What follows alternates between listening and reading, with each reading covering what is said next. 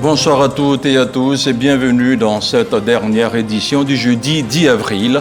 Au sommaire de ce jour, des enjeux diplomatiques à la présidence de la République avec la réception de 2 ambassadeurs par le vice-président de la République, Tiemoko Melet Kone. Nous reviendrons également sur l'inauguration de la Maison des Femmes à Adiaké, un projet de la Première Dame, Dominique Ouattara, visant à soutenir l'autonomisation des femmes en Côte d'Ivoire.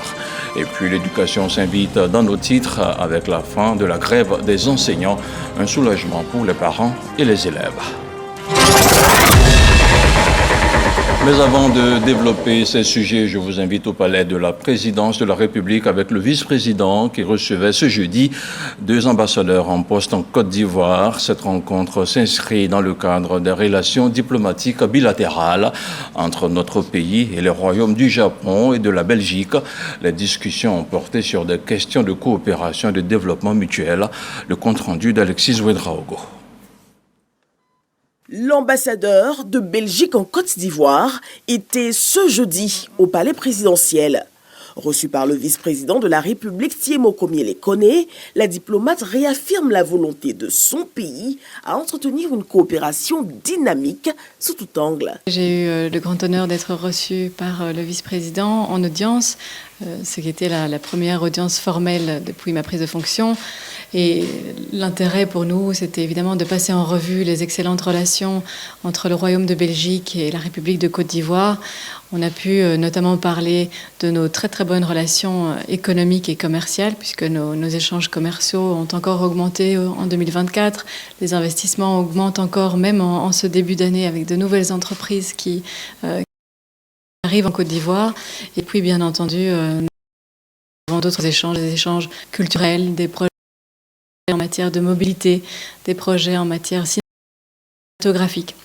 Donc nous avons pu faire un petit peu un panorama de toutes les relations entre nos 2 pays et puis plus largement aussi de parler des évolutions, des grandes évolutions dans le monde, dans la région et des relations entre l'Afrique et l'Union européenne par exemple. À sa suite, l'ambassadeur du Japon salue la qualité du développement impulsé en Côte d'Ivoire. Le Japon est toujours un partenaire de développement traditionnel pour la Côte d'Ivoire. Nous avons beaucoup de domaines de coopération. Et puis, cette relation bilatérale s'approfondit.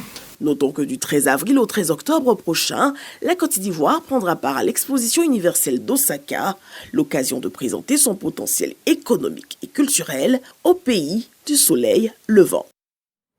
C'est un tournant majeur dans la lutte contre la violence basée sur le genre en Côte d'Ivoire. Ce jeudi, la Première Dame Dominique Ouattara a inauguré la Maison des Femmes baptisée Safe Home à Adiaké. L'édifice est bâti sur environ 2 hectares avec une capacité d'accueil de 100 lits. Il va fournir une prise en charge intégrée aux femmes victimes de violences et aider à leur réinsertion dans la vie active. Fatou Fofana, Lamine Dramé. La première dame de Côte d'Ivoire, Dominique Ouattara, coupe le ruban et dévoile la plaque inaugurale de la Maison des Femmes d'Adiaké, objet de sa présence ce 10 avril dans cette ville du sud-est de la Côte d'Ivoire.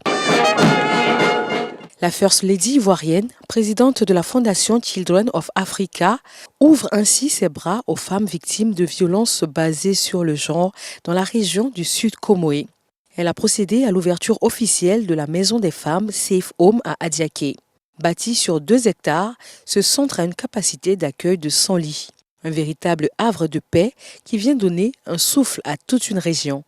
Ce bel édifice qui donne tant de couleurs à notre commune, c'est aussi un lieu d'opportunité pour les femmes victimes de violences de bénéficier d'un accompagnement adéquat pour se reconstruire et mieux vivre avec les enfants. Ce projet représente une avancée décisive vers une société plus juste, plus équitable pour tous.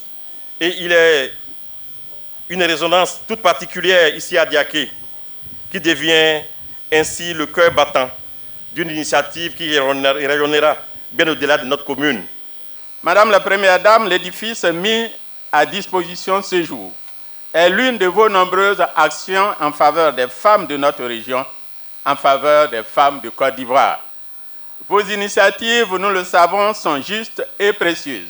Vous êtes également à l'initiale de nombreux projets de développement qui contribuent à la promotion et à la préservation des droits des femmes ainsi qu'à l'éradication des violences à elles faites. Les actions d'envergure que vous menez à travers notamment la Fondation Children of Africa sont des éléments clés qui participent activement à la transformation de notre pays. Ce projet phare mis en œuvre par la Fondation Children of Africa bénéficie de l'accompagnement de l'Agence directrice des Nations Unies en charge des questions de santé sexuelle et reproductive UNFPA. De plus en plus de femmes osent désormais briser le silence et signaler les violences qu'elles ont subies, témoignant ainsi d'une évolution des mentalités et d'un environnement institutionnel favorable. Par ailleurs, les témoignages recueillis auprès des survivantes révèlent un niveau acceptable de satisfaction quant à la qualité de l'accueil, de l'écoute et du suivi. En plus de l'hébergement, ces victimes de violences basées sur le genre, accueillies à la Maison de la Femme, vont pouvoir bénéficier avec leurs enfants d'une prise en charge médicale, psychosociale, psychologique et juridique. Elles auront également accès à des services d'autonomisation et de formation en vue de leur insertion professionnelle. Ce centre intégré offrira aux victimes un accompagnement complet. Madame Dominique Ouattara, vous redonnez ainsi de l'espoir et une dignité retrouvée à toutes nos sœurs en détresse. Je tiens à rappeler à toutes les femmes victimes de violences que vous n'êtes pas seules. Vous avez le président de la République de Côte d'Ivoire avec vous. Vous avez la reine de son cœur, notre première dame avec vous. Vous avez le ministère de la femme avec vous. Notre détermination ne faiblira jamais, car tolérer la violence, c'est trahir l'humanité. Pour la première dame de Côte d'Ivoire, ce centre représente bien plus qu'une infrastructure. Il est surtout un symbole d'espoir et de résilience. Sa mission est de fournir aux femmes un accompagnement adapté, des ressources pour leur rétablissement et l'opportunité de reconstruire leur vie en toute dignité. Un projet d'envergure qui vient réaffirmer l'engagement particulier de Dominique Ouattara en faveur de la protection des femmes et des enfants de Côte d'Ivoire.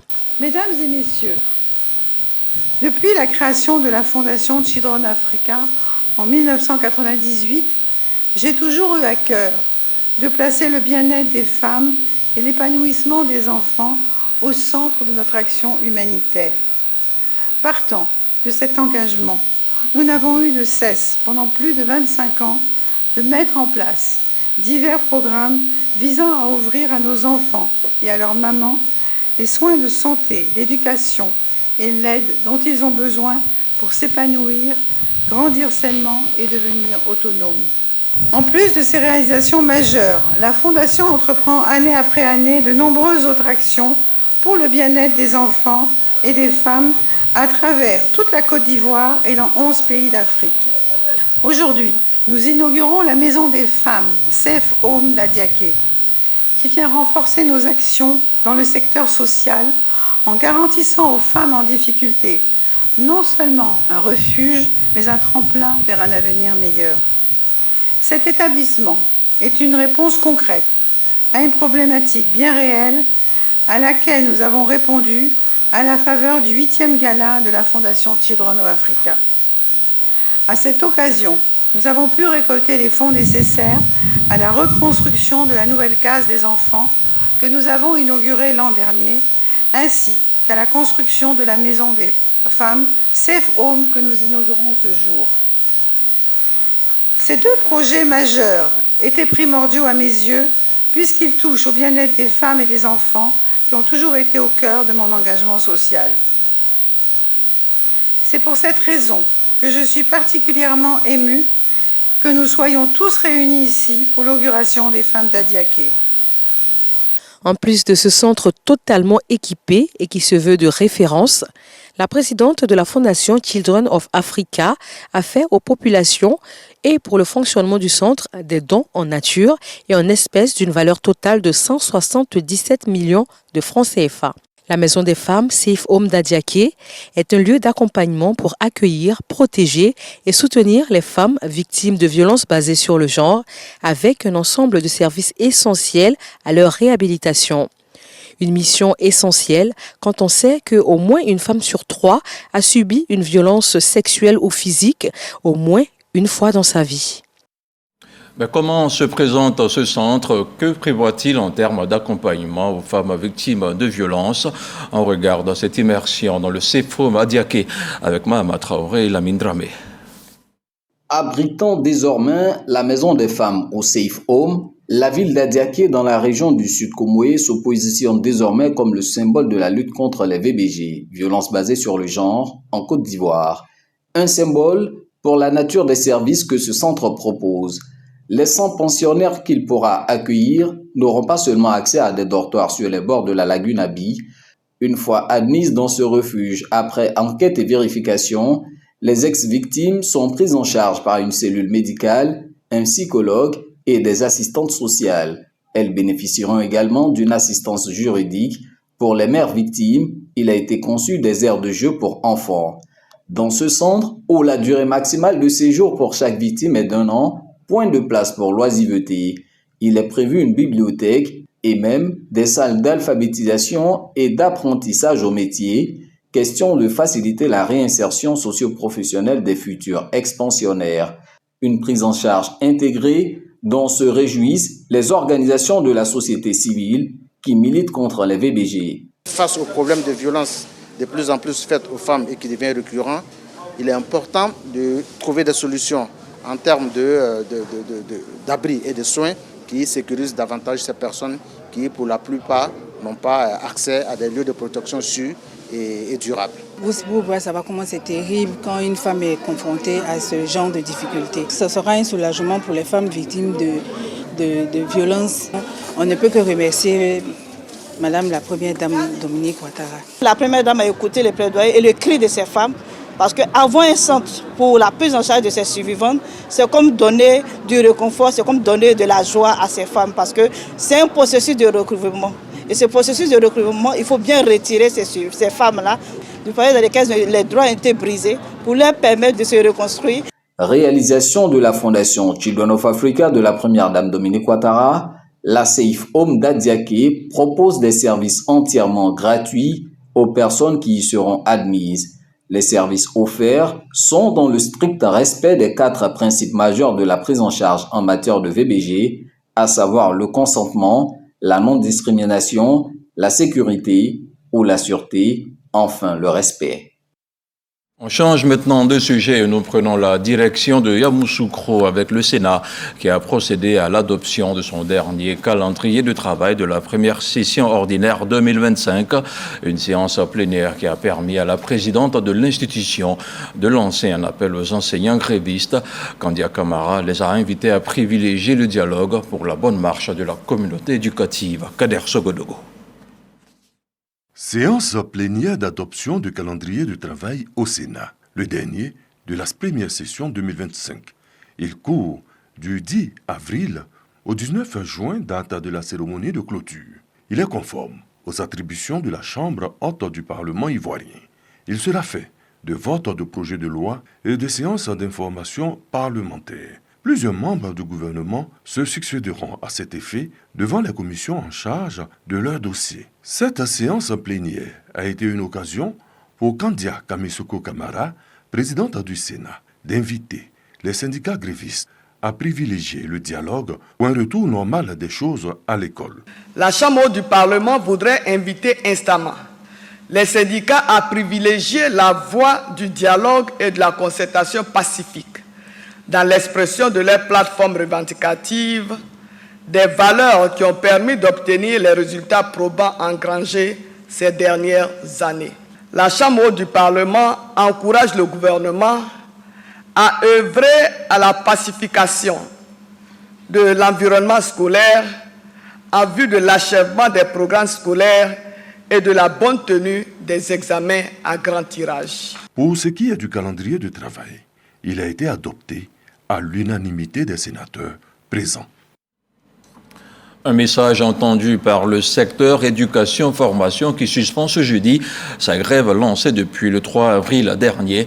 Une décision prise après une assemblée générale à Abidjan. Je vous propose d'écouter la déclaration de l'intersyndicale au micro de Kraskando. Nous avons eu plusieurs séances de travail avec vous, Madame le ministre d'État, avec à vos côtés, Madame le ministre de l'Éducation nationale et Monsieur le ministre de la Jeunesse. Au cours de ces différentes séances de travail, nous avons réfléchi ensemble pour lever toutes les susceptibilités et donner une chance au dialogue.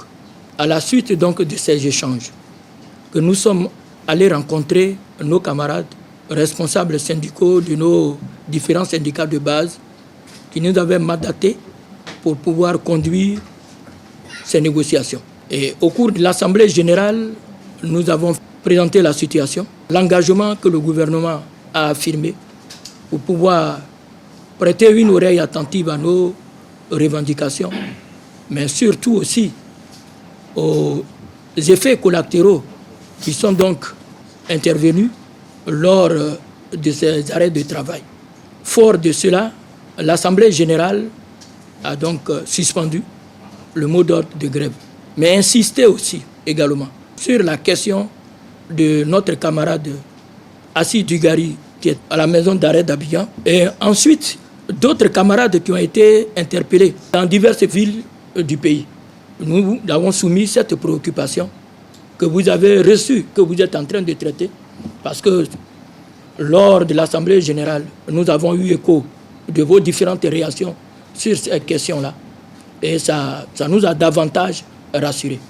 Nous venons également pour vous porter l'attente de la résolution de la question de l'octroi de la prime d'incitation. On a suspendu le mot d'ordre de grève et on a appelé à la reprise du travail demain matin. Retour en classe donc pour les élèves dès demain, avec en ligne de mire l'actualisation du cadre de performance de la période 2026-2028 du programme d'administration générale avec les services de la direction des affaires financières, le ministère d'État, ministère de la fonction publique et de la modernisation de l'administration a organisé un séminaire sur les gestionnaires de crédit des différents programmes. La rencontre vise à permettre aux gestionnaires de s'accorder sur les indicateurs de performance dans l'exécution de leurs budgets respectifs. Les conclusions de ce séminaire qui dure 3 jours seront livrées dans nos prochaines éditions.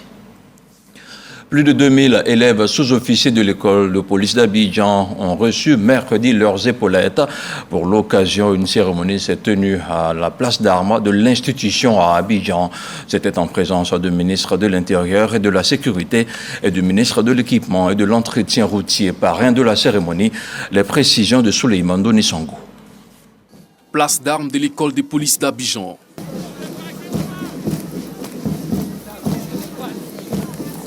Ils sont aptes à exercer la fonction de police. Ces élèves sous-officiers intègrent ainsi la police nationale à travers cette remise d'épaulettes. Une occasion pour le ministre de l'Intérieur et de la Sécurité de les exhorter à la conscience professionnelle, surtout en période électorale. Chers sous-officiers, vous entrez aujourd'hui dans la grande famille de la police nationale, à un moment crucial de notre histoire démocratique. À l'approche des échéances électorales, la nation tout entière se tourne vers vous. Elle vous confie une mission essentielle, celle de protéger les citoyens, celle de préserver l'ordre public, celle de garantir la paix et la stabilité. Une fonction dont Amédée Kouakou mesure la responsabilité.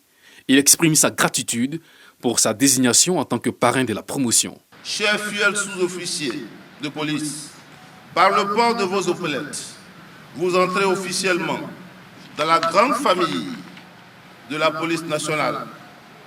Vous accédez à une fonction noble, exigeante et essentielle, celle de servir la nation avec loyauté, honneur et parfois au prix du sacrifice suprême. Cette 47e promotion baptisée Feu sergent de police Ouattara Abdourahmane a eu pour major Konkese Zlane Raoul.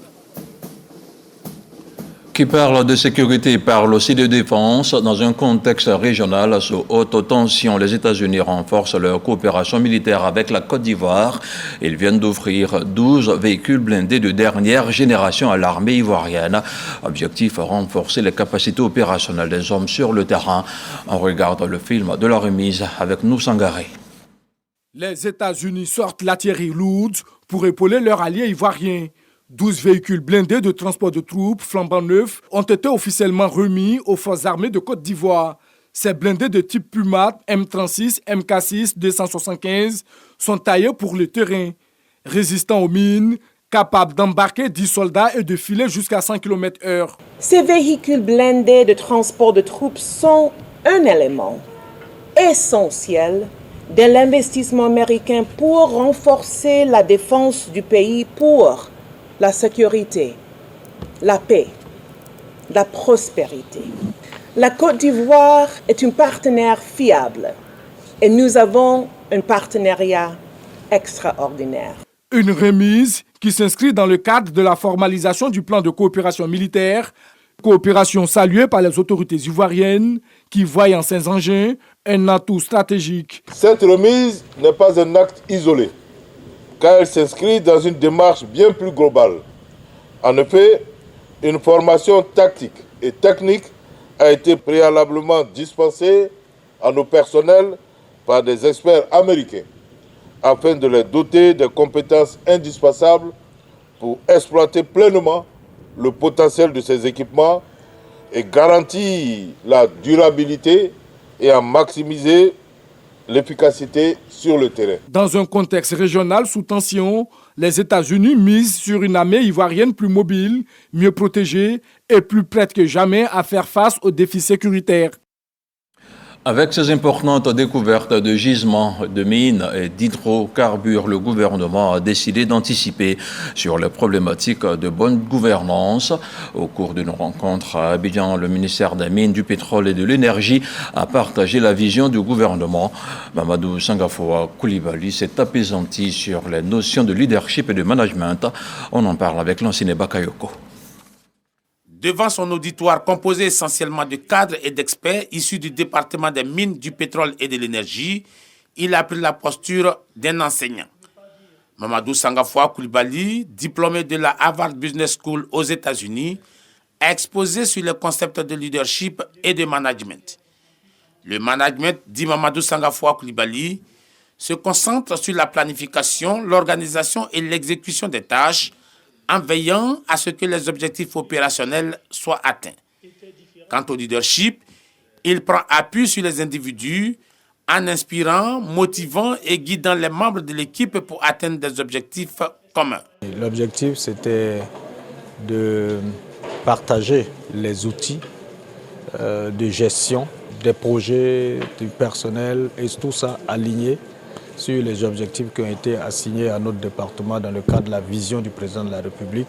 Dans un secteur en évolution rapide qui va devenir un pilier de l'économie ivoirienne, avec notamment les découvertes de gisements importants, la capacité à diriger une équipe diversifiée, voire une organisation entière, exige une solide combinaison de compétences locales pour atteindre le plein potentiel. Quand on dit qu'on veut faire de ce secteur le second moteur de notre croissance, mais le président souhaite qu'il y ait une croissance inclusive dans le pays. Donc ça veut dire que cette richesse qui sera générée à partir du secteur des ressources extractives, nous devons nous assurer qu'elle est mieux répartie, qu'elle est bien répartie et que le plus large en bénéficie. La Côte d'Ivoire ambitionne de devenir une puissance énergétique sous-régionale avec une production de pétrole estimée à 200 000 barils jour en 2027. Le président Alassane Ouattara, via les opportunités qu'offre le cadre réglementaire national en matière de contenu local, entend faire émerger des champions nationaux. Dans le cadre de sa caravane sociale, la Fondation Lonasi a procédé récemment à la remise de plusieurs ouvrages aux localités de Nagina, Zegetila et Timbani dans le district du Denguélé. Il s'agit entre autres d'un forage, d'une pompe hydraulique villageoise améliorée et d'une école primaire publique. Le point de cette caravane sociale avec Khalid Diomandé. Impossible de contenir sa joie quand on a longtemps attendu de l'eau potable. Le village de Naguina, dans la région du Folon, dispose désormais d'un forage d'exploitation, d'un château d'eau et de 3 bornes fontaines. Ces infrastructures hydrauliques sont offertes par la Fondation Lonasi dans le cadre de sa caravane sociale. Apporter de l'eau, le symbole est fort et le sens est sacré. Alors, je voudrais vous dire que ce geste est très apprécié par toute la population de la sous-préfecture de Kimberley, mais précisément du village de Naguina. Après Naguina, la Fondation Lonasi vient apporter une réponse concrète aux besoins d'éducation des enfants de Zéguetiela et Timbani dans la région du Kabadougou.